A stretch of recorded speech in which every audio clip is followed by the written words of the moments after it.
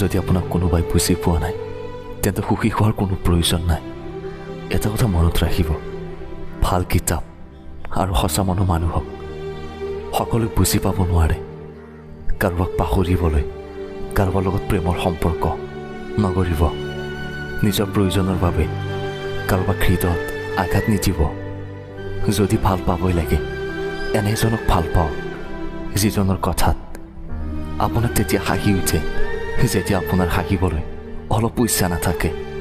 কিছুমানৰ লগত থকা সম্পৰ্ক ভগৱানে বেয়া কৰি পেলায় যাতে আমাৰ জীৱনটো বেয়া হৈ নাযায়।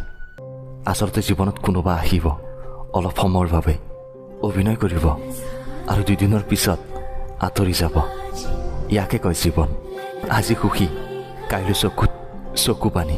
আজি চিনাকি আপোনজন, কাইলৈ হ'ব অচিনাকি। সকলো 2 দিনৰ কাৰণে আহে।